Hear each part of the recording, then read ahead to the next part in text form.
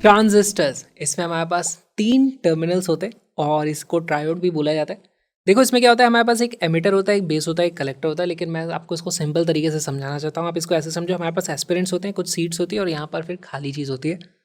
तो अगर मान लो किसी एग्ज़ाम में हमारे पास 10,000 सीट हैं और उसको दिया कितने, 2 लाख लोगों ने एग्ज़ाम दिया, तो 2 लाख में से 10,000 का तो सिलेक्शन हो जाएगा।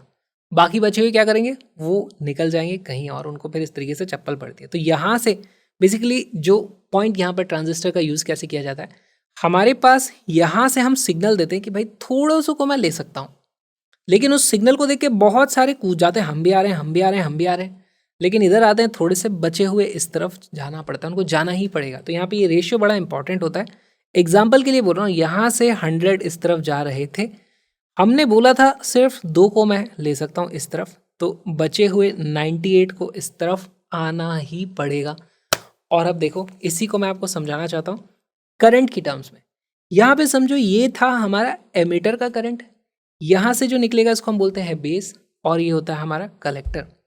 तो अगर मैं, मेरे लिए ये वाली वैल्यू है आई ऑफ एमीटर, तो यहाँ पर हमारे पास होगा इस तरीके से आई बी, और बचे हुओं को इधर जाना पड़ेगा, वो कहलाएगा हमारा आई सी। यहाँ पर कुछ चीज़ें जो हमें दिखेंगी। पहली चीज़ तो ये कि I E is equal to I C plus I B, ये चीज़ हम देख सकते हैं। यहाँ से जो करंट इधर जा रहा था, या तो इधर आएगा या फिर इधर जाएगा, ठीक। दूसरी चीज़, यहाँ पे एक रेशियो हमें देखने को मिलता है, किस रेशियो में ये डिवाइड होते हैं, बहुत ही इंपॉर्टेंट वो चीज़ आती है। तो हमारे पास collector current divided by base current, ये एक फिक्स रेशियो होता है किसी भी ट्रांजिस्टर के लिए, उसकी वैल्यू बीटा बोली जाती है। बहुत ही इंपॉर्टेंट ये चीज़ है। तो यहाँ पर फॉर एग्जांपल इस पर्टिकुलर केस में बीटा की वैल्यू कितनी होगी, बीटा का मतलब हो गया कितने हमारे पास यहाँ खाली बच गया वर्सेस कितनों का लिए मैंने सिग्नल दिया था। मैंने तो 2 मंगाए थे इधर, यहाँ से आ गए 100, 2 तो इधर आ गए, बचे हुए 98 इधर रह गए। तो बीटा का जो फैक्टर है वो क्या होता है, collector current upon base current. Collector में यहाँ पर जो कलेक्ट हुए हैं, बचे हुए यहाँ पर 98, इसकी वैल्यू कितनी आती है 98 divided by 2 which is equal to 49। और किसी भी ट्रांजिस्टर के लिए बात करोगे तो बीटा की जो वैल्यू होती है वो ऐसी होती है 50 से लेकर 200, इस तरीके की चीज़ हमें देखने को मिलती है। ये ट्रांजिस्टर का बहुत ही इंपॉर्टेंट पार्ट था, बेसिक ट्रांजिस्टर्स का यही है।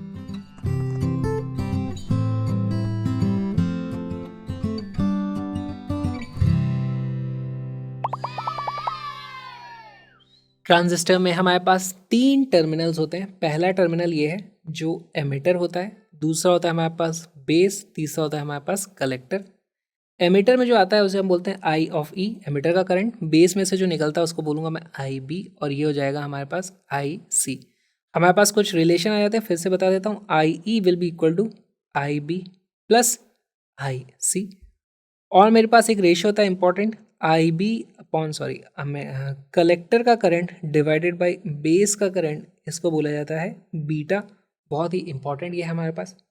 एक और रेशियो होता है हमारे पास अल्फा। अल्फा होता है कि भाई यहाँ से कितने, यहाँ तक कितने पहुँचे, जितने यहाँ से निकले थे उसमें से कितने यहाँ पे पहुँचे, तो उसको हम बोल देंगे current of collector divided by current of emitter, इसको अल्फा बोलते हैं।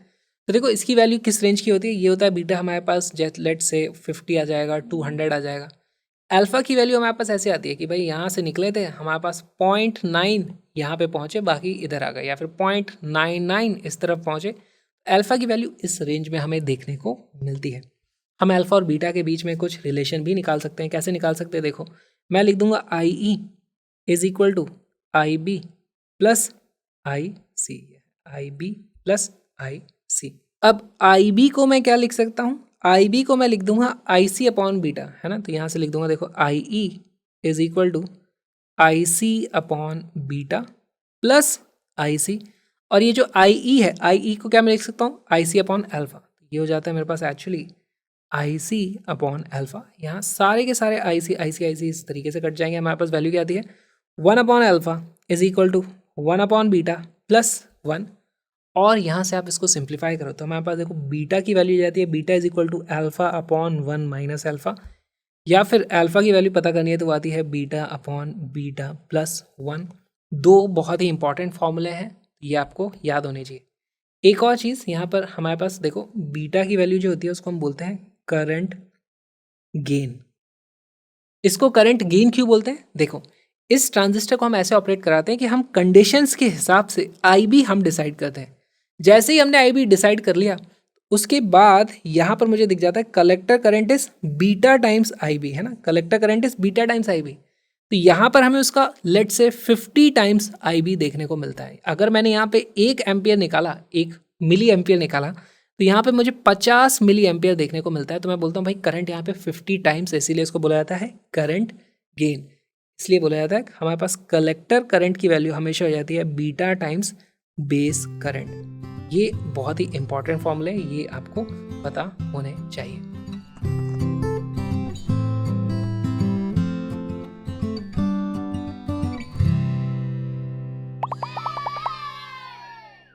In the case of a common emitter transistor amplifier, the ratio of the collector current to the emitter current IC upon IE is 0.96. The current gain of the amplifier is straightforward formula based question है। Video को pause करो, question को solve करो।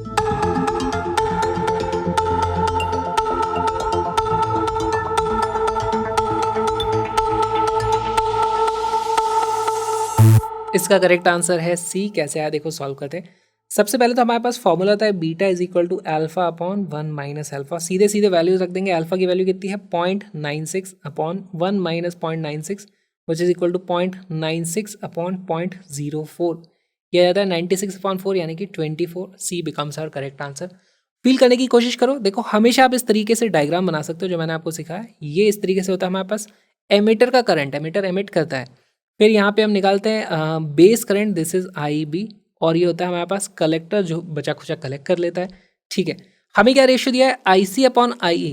IC upon IE की value दी है 0.96। तो मान लो यहाँ से 1 गया था तो यहाँ पे कितना था? 0.96। तो यहाँ बचा हुआ आ रहा होता 0.04। फील कर सकते हो आप इस चीज़ को। बीटा की वैल्यू क्या होती है? बीटा होता है हमारे पास current of collector divided by current of base which is equal to 0.96 upon 0.04। Again इसकी वैल्यू 24 आ जाती है। तो किसी भी तरीके से आप इसको सॉल्व कर सकते हो। फील करना ज़रूरी है। ये जो छोटा सा वीडियो आपने देखा है एक्चुअली एक छोटा सा हिस्सा है जो बहुत ही छोटे से प्यारे से क्रैश कोर्स का। जी हाँ, उसमें हमने 40 दिन में पूरी की पूरी फिजिक्स 11th और 12th की कंप्लीट कर ली है। और 2-2 घंटे के वीडियोस होते हैं। कुछ एडिशनल एक्सरसाइजेस के एडिशनल वीडियोस भी आपको मिल जाएंगे वहाँ पर। पूरी की पूरी फिजिक्स है। नोट्स आप चाहो तो डाउनलोड करके चेक कर सकते हो। Colourful handmade notes with custom made graphics पूरी की पूरी फ्री है। कहाँ से डाउनलोड करोगे सारी PDF? डिस्क्रिप्शन में जो कोर्स पेज है उसी से जाइए, वहाँ पर आपको ड्राइव लिंक मिल जाएगा, वहाँ से सारे के सारे डाउनलोड कर सकते हो। साथ में मेरे ब्लॉगिंग चैनल को भी सब्सक्राइब कर लेना क्योंकि मैं जा रहा हूँ ऑल इंडिया रोड ट्रिप पे। And I wish you all the best. हम मिलेंगे नेक्स्ट वीडियो में।